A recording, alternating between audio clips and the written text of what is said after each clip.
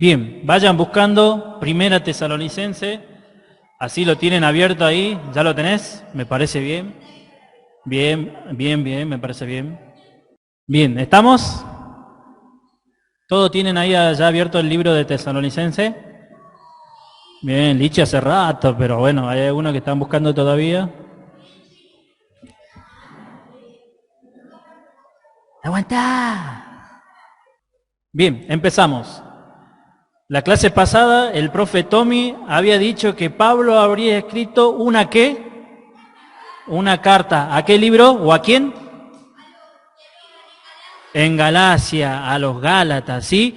Hoy también vamos a ver una carta de Pablo, ¿sí? Que escribe a Tesalónica, ¿sí? Sería a dos cartas, ¿sí? Primera Tesalonicense y segunda, ¿sí? Hoy vamos a ver la primera parte, ¿sí? La primera Tesalonicense y la otra carta que tiene mucho que ver con la primera. Vamos a verlo el sábado que viene, ¿sí? Oremos. Cerramos nuestros ojos.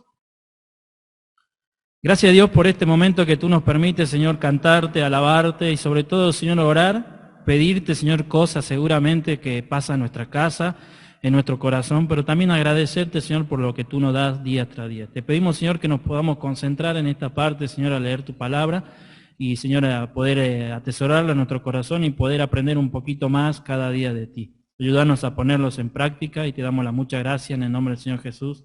Amén. Bien.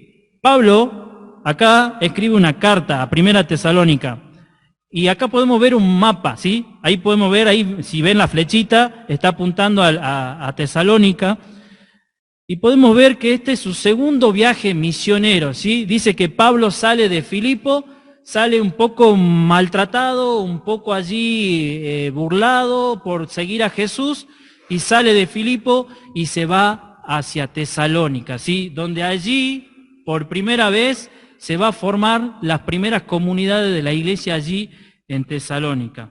Primera Tesalonicense, podemos ver allí como dato, para aquellos que les gusta memorizar, fue escrito en el año 51 después de Cristo, o sea, después de que el Señor Jesús se fue al cielo. Fue escrito por el apóstol Pablo en su segundo viaje misionero, dirigido a Tesalónica, estando él en Corinto, ¿sí? Recuerde bien eso, estando él en Corinto. Dice que este libro explica cómo nació una iglesia allí en Tesalónica, cómo se fueron formando las primeras comunidades, cómo fue creciendo y cómo se fue consolidando allí la iglesia en Tesalónica. Este libro también nos alienta y nos exhorta ante la realidad de la segunda venida de Cristo. ¿Qué quiere decir? Que una vez que nosotros conocemos a Cristo como nuestro Salvador, tenemos la promesa de que Jesús va a volver a buscarnos, ¿sí? Entonces Pablo exhorta allí a los tesalonicenses a vivir como corresponde, a vivir según las enseñanzas de Cristo y esperando y anhelando la venida del Señor Jesús, porque Él viene a buscarnos solamente aquellos que son sus hijos. Podemos ver que su trasfondo, su contexto, su historia se puede ver en Hechos capítulo 17. Y ahí tenemos a Pablo y su colaborador Silas. Hechos capítulo 17 explica de esta manera, ¿sí? Habíamos dicho que Pablo salía de Filipo y se fue hasta Tesalónica, pasó por distintas ciudades, por distintos pueblos, pero él se estableció en Tesalónica. Y una de las estrategias que tenía Pablo cada vez que entraba a una ciudad es ir a la sinagoga de los judíos, ¿sí? A las iglesias de los judíos, iba y predicaba la palabra de Dios. Ahí podemos ver que Pablo predica con su acompañante Silas la palabra de Dios. Pero al predicar la palabra de Dios, podemos ver que muchos judíos, y también como el profe Tommy había dicho que habían gentiles. ¿Quién eran los gentiles? Los que no eran judíos, aquellos que no estaban bajo la ley hebrea, eso eran gentiles. Entonces habían gentiles, pero no tan solo había gentiles en esta parte, sino también habían griegos, ¿sí? Y alguien me puede decir, incluidos los profes, ¿a qué dioses adoraban? Y seguramente ahora debe haber aquellos que estudian filosofía o psicología, no sé, los dioses griegos que existen. Hércules, ¿otro? ¿Dios de qué es Zeus? Sí, del trueno. ¿Y de qué más? Del rayo. ¿Y de qué más? Del cielo. Bien, Dios del cielo. Bueno, Dios, entre comillas, porque existe un solo Dios, ¿sí? Y los griegos creían en esa cosa. Entonces, ¿cómo? Hay un Olimpos allí en Atenas. Bueno, todas esas cosas, y ustedes se pueden imaginar, Pablo va y se establece en la iglesia y dice, empieza a predicar la palabra de Dios, empieza a decir que aquel que resucitó es el verdadero rey. ¿Y qué pasa cuando, ahí podemos ver, cuando uno predica la palabra de Dios? Empiezan a ocurrir cosas, ¿no? Empiezan la persona empiezan a molestarse, empiezan a enojarse porque están diciendo algo que quizás no le agrada, porque vos le hablás del pecado que tiene esa persona y no le gusta. En este caso, empezaban a enojarse porque allí en Tesalónica ya tenían un rey, ¿sí? Ya tenían un emperador y se llamaba César. Y aquí podemos ver, ¿sí? César se empieza a enterar que Pablo y Sila empiezan a predicar la palabra y empiezan a decir que Jesús resucitado es el verdadero rey. Y cuando para él solamente el rey, y por decreto, era solamente César, el emperador, ¿sí? Y empieza a perseguirlo, ¿sí? Y aquellas personas que se convirtieron en esa prédica empiezan a seguir a Pablo, empiezan a seguir a Silas y empiezan a seguir a Jesús, ¿sí? Deja sus ídolos, como habíamos dicho acá, Zeus, Hércules, todos esos ídolos dejan de un lado y empiezan a seguir al verdadero Dios, que es Jesús, ¿sí? Que es nuestro Salvador. Empiezan a seguirlo a Él y eso trajo bastante problema. Empiezan a perseguirlo, empiezan a querer castigarlo, a querer azotarlo, y Pablo y Silas tienen que huir de allí, de Tesalónica, ¿sí? Y podemos ver Hechos 17:7. Eso no lo busquen todavía, yo les voy a decir qué versículo tienen que buscar. Habíamos dicho que Hechos te decía el contexto, y esto es lo que dicen. Y todos estos contravienen a lo decreto de César, diciendo que hay otro rey. ¿Quién? Jesús. Sí, Pablo decía que hay otro rey, el verdadero, que es Jesús. Y César, el emperador, se enojaba, se molestaba y empezó a perseguirlo, a tal punto que Pablo y Silas tuvieron que huir. Dice que se fueron allí a Berea, como vimos el mapita ahí un poquito, y terminaron allí en Corinto. Y de eso se trata esta carta, Primera Tesalonicense, Pablo escribiendo desde Corinto la primera carta a Tesalonicenses. Dice que Pablo en su corazón había logrado una amistad tan fuerte que estaba preocupado por lo de Tesalónica y escribe esta carta, tratando de volver a enlazar esa relación que tenía. Dice que Pablo duró aproximadamente unos 30 días, un mes, allí predicando, y la gente llegó a conocer a Cristo, llegó a conocer el verdadero rey y quisieron seguirlo a Pablo. Bien. Entonces Pablo huye, se encuentra en Corinto y escribe la primera carta. Y ahí entramos, ¿de qué se trata esta carta? Dice que esta carta se puede observar dos partes principales. La primera, son 5 capítulos, son 5 capítulos. La primera, del 1 al 3, dice que es una celebración hacia ellos. ¿Qué quiere decir eso? Que Pablo estaba contento, hace una oración y estaba contento de que los de Tesalónica hayan seguido en la fe, en el amor, en la esperanza, ¿sí?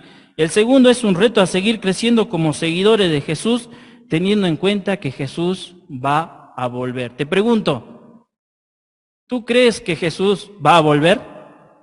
¿Tú crees que Jesús va a volver a buscarnos a cada uno de nosotros? ¿Y cómo estás viviendo? ¿Estás viviendo acorde a las enseñanzas de Jesús? ¿O estás viviendo una vida normal, así sin tener en cuenta a Cristo en tus decisiones? Eso te puedes responder tú mismo. Estas dos partes principales están rodeadas de 3 oraciones, ¿sí? Una al principio, una al medio y otra al final, ¿sí? 3 oraciones, tengan en cuenta. Dice que la carta inicia con una oración dando gracia y celebración, lo que habíamos dicho, fe, ¿sí? Recuerden, no era nada fácil. En Tesalónica estaban siendo perseguidos por el emperador, por César, para castigarlo, por decir que hay otro rey, por cambiar la lealtad que primero tenían a César, ahora le siguen a Jesús, y empezaban a ser maltratados y perseguidos. Pero ellos seguían con su fe intacta en Jesús. Y eso celebraba Pablo en su oración al empezar esta carta. Pero también en amor. Dice que no tan solo su fe, sino también en amor. ¿Qué quiere decir eso? Que ellos compartían con el prójimo. Empezaban a predicar y a ayudar a las personas que más necesitaban. Y en tercer lugar, la esperanza, ¿sí? Ellos estaban viviendo o tratando de vivir acorde a las enseñanzas de Jesús, sabiendo de que Cristo va a volver a buscarnos a cada uno de nosotros. Y la carta continúa hablando y explicando un poquito la amistad que tenía Pablo con cada uno de ellos. Y también contando cómo dejaron sus ídolos y cuál era el costo, ¿sí?, de cambiar la lealtad de seguir a César a cambiar la lealtad de seguir a Jesús. Y el costo a seguir a Jesús, y bueno, eso era algo que seguramente iba a traer consecuencias. Y puse a investigar un poquito, no sé si los profes, pero quizás hayan visto esa noticia de que en Haití está ocurriendo muchos problemas por seguir a Jesús, ¿sí? Por seguir podríamos decir, hay ciertas bandas, que no sé cuáles son los nombres, pero empiezan a entrar a los barrios, a las iglesias y a interrumpir y a quemar las casas porque son seguidores de Jesús o porque predican la palabra. Y lo podemos ver, esta noticia es real, ¿sí? Esta noticia está en el diario, allí podemos ver, y ahí están. Esta imagen también es sacado de esa noticia, ¿sí? Podemos ver vandalismo, porque personas se manifestaban diciendo que eran seguidores de Jesús y a la gente no le gustaba, ¿sí? Un conflicto político quizás, no sabemos, pero lo que sí sabemos, que no querían que sigan o que se predicase la palabra, que no haya creyente, y hay mucho problema y podemos estar orando por ese país que se llama Haití.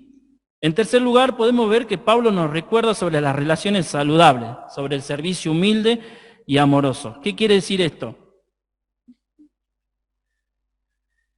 Que Pablo había hecho una relación muy fuerte, ¿sí? Muy fuerte en ese mes y tanto los de Tesalónica los extrañaba a Pablo y Pablo también los extrañaba a ellos. Entonces comento un poquito en estos versículos de cómo Pablo se relaciona con ellos y cómo esa fuerte amistad fue fluyendo, ¿sí? No tan solo le predicaba la palabra, sino que compartía vida con ellos. Y esto me llevó a pensar a mí en esta imagen. ¿Quién es el del medio? A ver, no es Pablo ni Silas, ¿quién es? Jesús, ¿sí? Jesús compartió 3 años con sus discípulos. ¿Y ustedes creen que tan solo le compartió Biblia, tan solo le compartió conocimiento a los discípulos? Le compartió también vida. Seguramente tuvieron que intercambiar charlas, seguramente tuvieron que hacer cosas juntos y compartió vida. Entonces Pablo le explica a los de Tesalónica que no tan solo les he enseñado la palabra de Dios, sino que hay un lazo fuerte de haber compartido mucho tiempo con cada uno de ustedes, ¿sí? Eso lo podemos ver ahí, 1 Tesalonicenses 2:8, busquen ahí, 1 Tesalonicenses capítulo 2, versículo 8. Podemos buscar micrófono así los chicos leen, ¿sí? Ahí, Lichi primero, después abajo, ¿sí? Bueno, hasta que lo busque lo leo yo y después te doy otro, ¿sí? Escuchen, 2:8, dice así: tan grande es nuestro afecto por vosotros que hubiéramos querido entregaros no solo el Evangelio de Dios, sino también nuestras propias vidas, porque habéis llegado a hacernos muy queridos. No tan solo querían entregarle la palabra de Dios, sino también su propia vida. Pablo y Silas habían compartido en ese corto tiempo vida, ¿sí? Y eso es lo que queremos compartir con ustedes también, ¿sí? Vida, no tan solo enseñarles la palabra, sino charlar con usted y preguntarle qué es lo que le está pasando, qué problema tienen en casa y poder orar. Por eso nos juntamos así en grupito para poder compartir un poquito, aunque sea con ustedes, qué es lo que está pasando y poder orar por ese motivo. El Señor Jesús lo hizo, ¿sí? Allí cuando estuvo acá en la tierra por 3 años. Pablo continúa reflexionando y compara al Jesús perseguido y rechazado, asesinado por su propio pueblo. Habíamos dicho que Pablo había huido de ese lugar porque predicaba la palabra y el emperador no le ha gustado nada y empezó a perseguirlo. Y él compara, ¿no? Si Jesús fue perseguido, si Jesús fue azotado, si Jesús fue insultado y hasta entregado a muerte por su propio pueblo, ¿por qué no nosotros? Si somos seguidores de Jesús, ¿sí? Y eso hace una comparación y reflexiona Pablo allí en la palabra de Dios. Buscamos, a ver si alguno lo tiene, 2 Corintios, capítulo 4, versículo del 8 al 9. Lichi, 2 Corintios.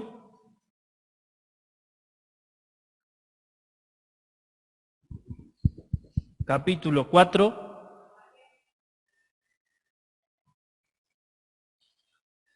Segunda Corintios capítulo 4, versículo del 8 al 9. Allí Lichi va a leer. Estamos atribulados en todo, mas no angustiados, en apuros, mas no desesperados, perseguidos, mas no desamparados, derribados, pero no destruidos. Bien. Allí atribulado significa afligido o oprimido de alguna cosa o de algún trabajo o de algo que nos está sucediendo.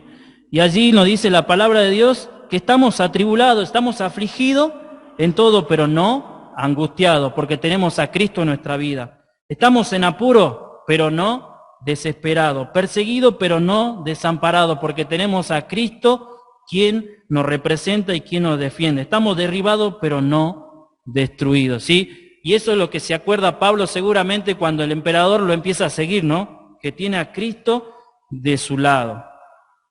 Ahí lo había puesto el versículo, no me había dado cuenta. Que estamos atribulados en todo, mas no angustiados, en apuro, mas no desesperados, perseguidos, mas no desamparados, derribados, mas no destruidos. Qué promesa que tenemos de parte de Dios a través de su palabra para cada uno que somos sus hijos. Puede estar pasando por una situación difícil en tu casa, pero si te acordás de este versículo, seguramente te va a servir de ánimo, ¿sí?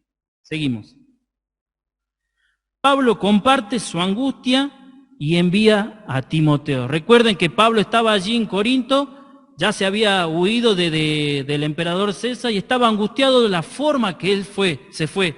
Entonces quería saber qué estaba pasando allí en Tesalónica y envía a su colaborador, a su amigo Timoteo. Sí, por la gracia de Dios, Timoteo trae buena noticia. ¿Qué noticia? Que los de Tesalónica estaban bien, ¿sí? Permanecían en fe, permanecían en amor y permanecían en esperanza. Estaban realmente bien y eso alegraba el corazón de Pablo. Habíamos dicho que se dividía en una primera parte con un comienzo de oración y en una segunda parte, en otra parte, en el medio, que estaba unido por otra oración, ¿sí? Una oración de resistencia o de intersección. Y allí podemos ver.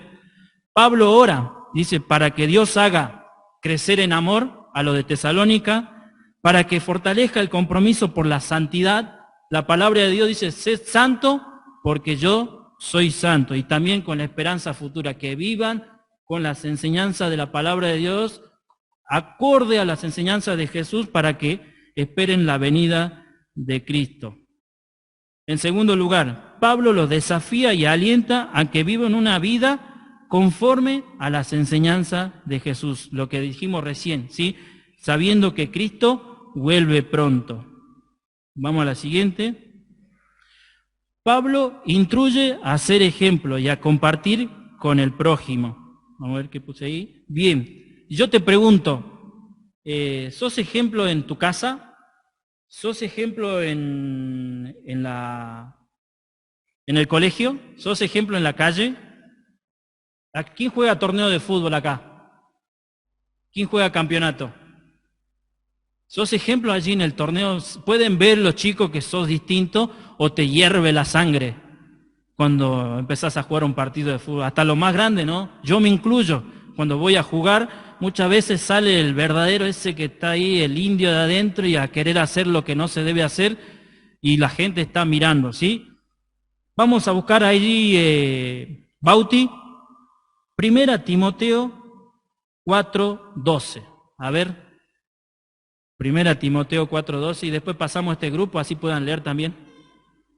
1 Timoteo 4:12. No te escucho.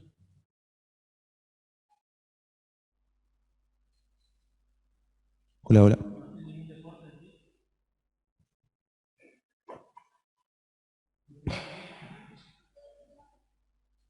Quedó fichado en Vélez. Bien, bien, bien. Debe ser muy bueno. 4:12. 1 Timoteo 4:12. Ninguno tenga en poco tu juventud, si no se ejempla de los creyentes. Entre tanto que voy, ocúpate en la lectura la que hay en ti, que te fue dado mediante profecía con la imposición de las manos del presbiterio. Creo que ahí te salteaste algo. Si no, sé ejemplo de los creyentes, ¿en qué? ¿En qué dice? Lee el 12 el nuevo. Ninguno tenga en poco tu juventud, sino se ejempla de los creyentes en palabra, conducta, amor, espíritu, fe y pureza. Bien, hasta ahí nomás. Ahí nos dice la palabra de Dios que tenemos que ser ejemplos, ¿sí? Entre los creyentes dice, pero con más razón allí afuera, ¿sí? Aquellos que no nos conocen, aquellos que solamente quizás puedan ver a Jesús a través de nuestras vidas, ¿sí? Y si nosotros portamos mal, ¿están viendo a Jesús? No, ¿verdad? Si nosotros damos buen testimonio, allí van a ver poder reflejado a Cristo en nuestra vida. Entonces nos anima a que seamos ejemplo en palabra, en conducta, en amor, en espíritu, en fe y en pureza. Sigue ahí diciendo, Pablo responde pregunta a los tesalonicenses con respecto a la esperanza futura. ¿Ustedes saben qué había pasado allí en Tesalónica? Dice la palabra de Dios que mucha gente murieron, ¿sí? Quizás algunos fueron mártires. ¿Qué quiere decir eso? Que por seguir a Jesús, el emperador allí, el rey en ese momento, César, quizás los llevó hacia la muerte, ¿sí? Pero eran hijos de Dios. Entonces la gente de Tesalónica le pregunta, ¿qué pasa con esas personas que mueren? ¿Qué pasan con ellos? ¿Qué pasan con su vida? ¿A dónde van a parar? Entonces eso es lo que responde Pablo. Primera Tesalonicenses 4, del 16 al 18. ¿Quién quiere leer el equipo de Dios? Toby. Y allí va a responder qué es lo que pasa con aquellas personas, ¿sí? Que tienen a Cristo en su vida y murieron. ¡Wow! Anímense unos a otros con esta palabra. Los de Tesalónica le preguntaban por esos familiares que habían muerto, ¿qué pasan con ellos? Y acá Pablo les responde diciendo que cuando el Señor Jesús venga a buscarnos a cada uno de nosotros, ¿quiénes van a resucitar primero? Los muertos. Y después los que estemos vivos vamos a ir con Él allí en el aire. Si vos tenés a Cristo en tu corazón, vas a ir con Jesús. ¿Sí? Si yo tengo a Cristo en mi corazón, voy a ir con Jesús. Y esa es la promesa que nos deja, ¿sí? Y que nos alentemos unos a otros. Pablo advierte que el Señor regresará como rey y nos exhorta a vivir como si ya estuviera aquí. Primera Tesalonicenses 5:2. ¿Quién la tiene? A ver ahí. Primera Tesalonicenses 5:2. Héctor. Primera Tesalonicenses 5:2. Ahí nomás. Bien. Le hago una pregunta. ¿Ustedes saben cuándo va a entrar a robar un ladrón? No, ¿verdad? No saben, ¿no? Y así dice la palabra de Dios, que nosotros no sabemos cuándo va a venir el Señor. Y la pregunta es, ¿estamos viviendo acorde a las enseñanzas de Jesús, sabiendo que el Señor va a venir en algún momento y nosotros no lo sabemos, pero Él dice que va a venir como ladrón en las noches? ¿Sí? ¿Estamos viviendo acorde a eso? Se deben responder cada uno de ustedes allí personalmente, ¿no? Y la carta cierra con una oración final. Habíamos dicho al principio una oración, al medio una oración, y al final cierra con una oración, y dice que Pablo concluye con una oración de esperanza, ¿sí? Versículo 23, Primera Tesalonicenses 5:23.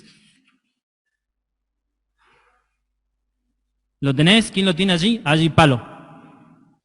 Acá en resumen lo que está diciendo la palabra de Dios, que tenemos que ser santos, porque Dios es santo. Tenemos que vivir acorde a las palabras, ¿sí? Cuidando nuestro cuerpo, nuestra alma, nuestro espíritu, ¿sí? Porque el Señor va a venir irreprensible. Allá decía, en otra versión, sin reproche, creo que dijo, que en toda nuestra vida esté entregada directamente al Señor Jesús, cosa que cuando el Señor Jesús venga, nos encuentre preparados, ¿sí? Entonces Pablo concluye con una oración de esperanza, esa esperanza de que Cristo vuelve pronto. Y eso es lo que Dios puso en mi corazón en esta tarde, y este es el texto que tenemos que estudiar para la clase que viene. Colosenses 1:10, y dice así: para que andéis como es digno del Señor, agradándole en todo, llevando fruto en toda buena obra, creciendo en el conocimiento de Dios. Esta carta, en resumen, lo que nos quiere decir es cómo estamos viviendo nuestra vida, ¿sí? Estamos acorde a las enseñanzas de Jesús, estamos dando buen testimonio, estamos dando fruto, como dice acá la palabra de Dios, estamos llevando la palabra de Dios a nuestros vecinos, a nuestros allegados. Pablo concluye con esta oración, ¿no?, de esperanza, sabiendo que Cristo vuelve pronto. ¿Estamos preparados? Eso te tiene que responder a ti mismo, ¿no? Para que andéis como es digno del Señor. ¿Oramos?